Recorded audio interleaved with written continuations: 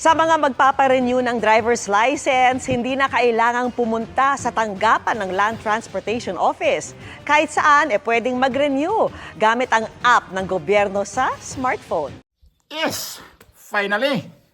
Kasi una pa lang yun. Yung nasa bungad ko na video na yun na pwede na mag-renew ng driver's license sa online. Hindi ka na kailangan ng pupunta mismo ng opisina ng LTO.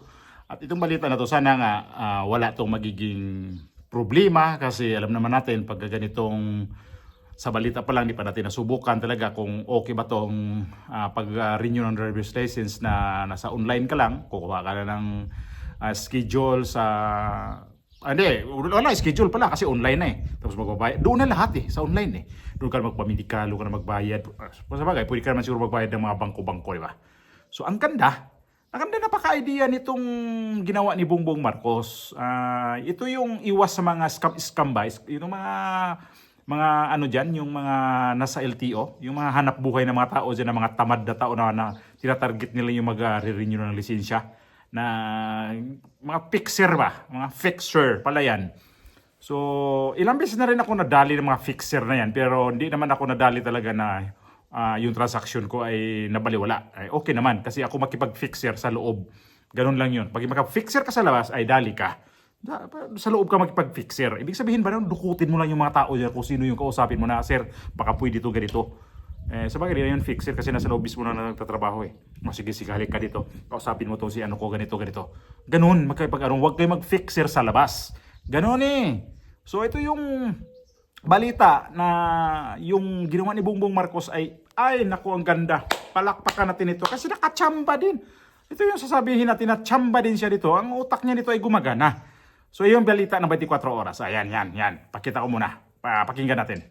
Sa mga magpaparenew ng driver's license, hindi na kailangang pumunta sa tanggapan ng Land Transportation Office. Kahit saan, pwedeng mag-renew gamit ang app ng gobyerno sa smartphone. At ang inyong card, pwede nang ipa-deliver. Nakatutok si Joseph Moro.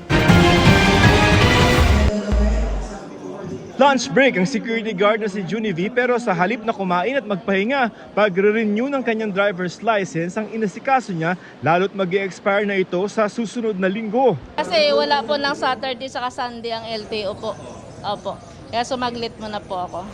Kung magre-renew kayo ng inyong driver's license, halimbawa dito sa Quezon City Licensing Office, first step nyo dito sa pre-evaluation, titingnan kung tama at kumpleto yung inyong mga dokumento na dala at kasunod niyan ay dito na kayo sa isa pang opisina kung saan bibigyan kayo ng queuing number at dito na rin kayo mag-e-exam at aabangan nyo na kung mabibigyan kayo ng inyong lisensya. Pero simula ngayong araw, kahit nasa bahay, makakapag-renew ang mga tulad ni Junivi ng lisensya sa pamamagitan ng online driver's license renewal.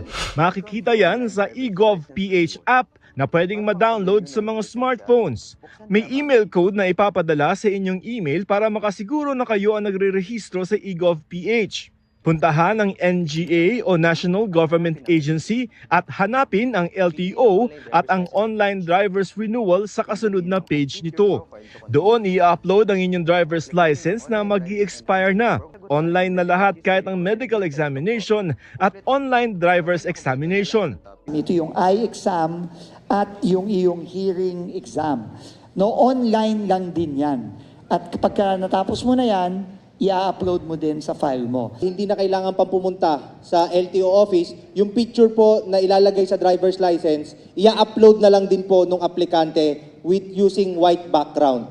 Doon na rin pwedeng magbayad ng halagang 660 pesos para sa lisensya gamit ang e-wallet o online banking. Pwedeng ipa-deliver sa inyong bahay ang inyong bagong lisensya. Advantage yun sa mga nagtatrabaho. Ang message namin sa mga fixer, simple lang, maghanap na kayo ng ibang racket. Para sa mga may huli, kailangan munang bayaran ng multa bago magamit ang app.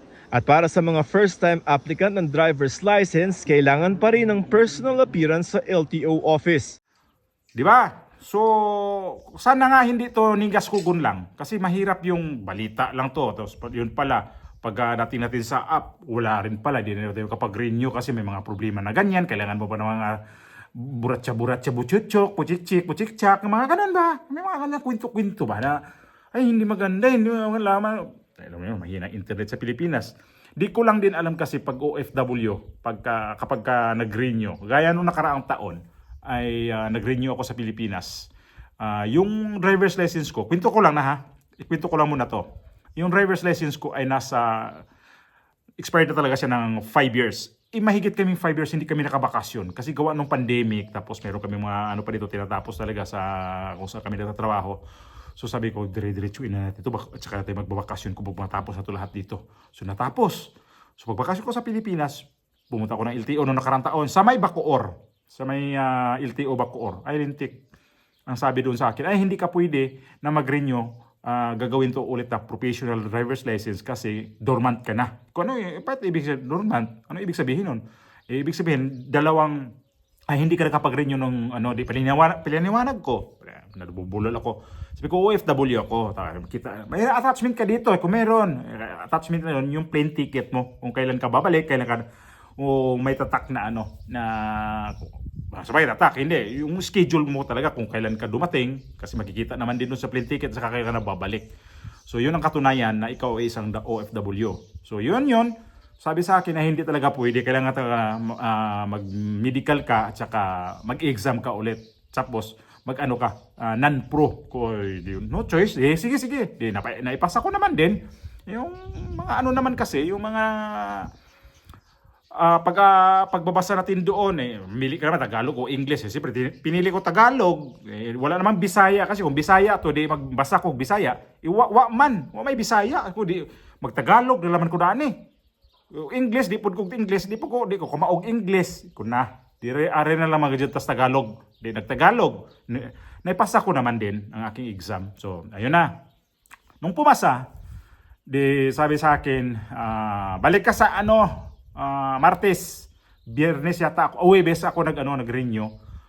Tapos, Martes daw babalik ako. Sabi ko, sige. Di bumalik ako. Ay lintikan man na sos. Kaya gipalingkod pa ko pero tindugaya ko ay di ko tawagon aning mga usang oras katunga. Isang oras ka pag di ako tinatawag dito.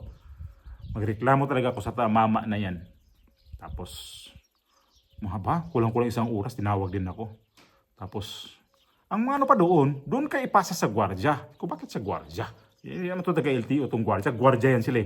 May agency yan Kung bakit ito ipasa sa gwardiya? Yung record ko daw, yung iniwan ko daw Xerox copy na may cellphone number ko. Meron akong iniwan dyan. Pinakuha pa sa akin. Tapos yung gwardiya, sinungitan ako. Sabi ko, kukunin ko yun kasi ganito. Babalik ako sa ganitong pitcha. Tapos baka mamaya, magka-problema pa. Pwede ka naman ng authorization. Kung mag-authorization pa, nandito na nga ako ano bang sa isa ng OFW? Anong privilege namin yung pag di ko makuha yan? Ano siguro niya nito, yung yabang naman ito.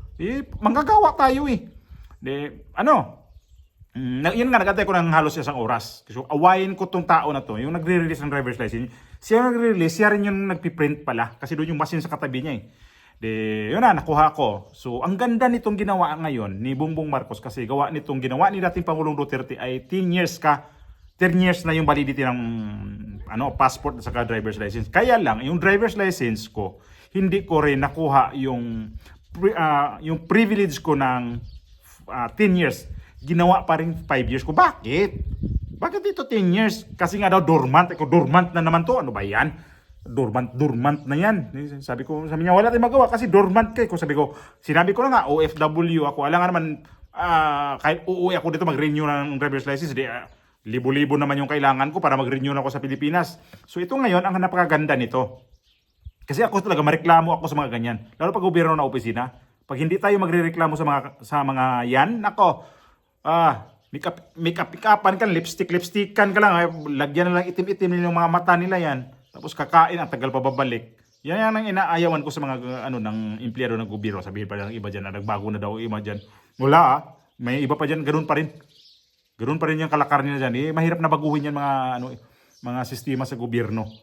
O di ba? Na napakaganda nito. So, tsamba to ni Bongbong Marcos. Sana ganito. Mag-isip ka Bongbong Marcos ng ikabubuti. Yun, ibalikan ko lang yung 10 years na validity yung sa ko pala. Pribilehiyo, di ba? Yung pribilehiyo ko, di ko talaga nakuha. So, na-renew ko noong nakarang taon. So, pagdating ng 5 years, mag-renew ko na naman ulit. Non-professional pa lang yung lisensya ko ngayon. Dati akong professional, binalik ko nung non-pro ko. Bakit ganun? Hindi naman ako, sabi ko, bakit ito non-professional? Ganun daw talaga sila. Diyos ko po, na-exam naman ako. Kuhain ako naman talaga dito ang mga kabalak ko. Kasi iba kasi dito eh. Dito kasi ang driver's license ay 10 years din. May medical pa din, pero ang ano dito, hindi gobyerno ang naghawak ng mga ganyan mag-renew ng driver's license. Private. Kaya lang, para accredited din sila sa gobyerno. Kasi sila na mag-medical sa'yo, yung mata. Yun lang naman eh. Tapos mayroon kang monitor na harapan, nag-drive ka din. Para, nag-renew ko dito isang beses pa eh. Kasi 10 years nga eh. Ewan ko kailan ulit ako magre-renew ulit ng driver's license dito sa Espanya. Titignan ko lang nga ulit yun. Kaya yun maganda. Kasi sa online ka na mag-renew. Maganda. Sobrang ganda yan ha. Sana hindi lang talaga yan puro picture lang yan, balita lang yan. Hindi lang yan pang suna. Yung mga ganyan. Sana nga totoo na talaga yung maganda talaga. Kasi kung maganda yan, palakpakan natin. Kasi ganyan naman tayo. Sabi ko, hindi tayo pwedeng gagawa ng mga vlog na tirahin si Bongbong Marcos. Ito nagawa niya dito, yung maganda. So palakpakan natin. Kasi good job ito.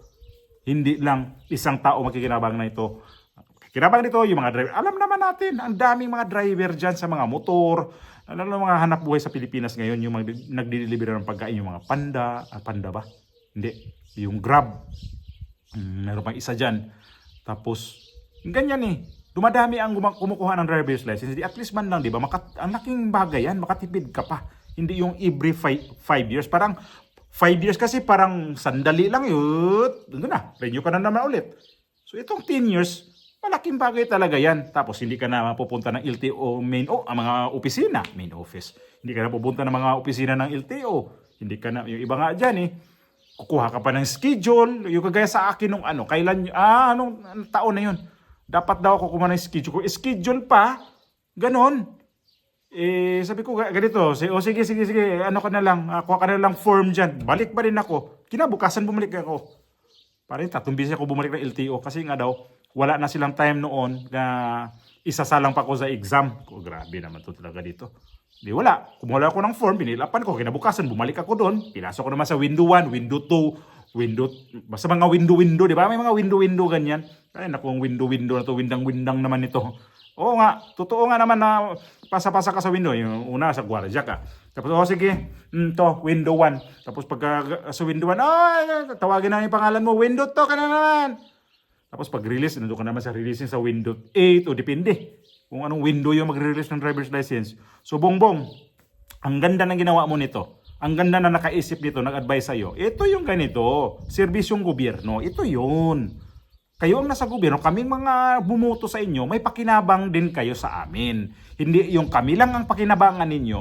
Minsan naman, makatsamba ka rin, tumama ka din dito sa tama. Kasi, pagka ganyan man lang, puro ka sablay, di sablay din ang namin sa'yo, ibabato. Yung bang ibabatuhin ka namin ng hindi maganda, di gumawa ka na maganda. Di ba? Okay ka sa namin. Okay ka sa aming dito sa pagbablog namin. Di ba?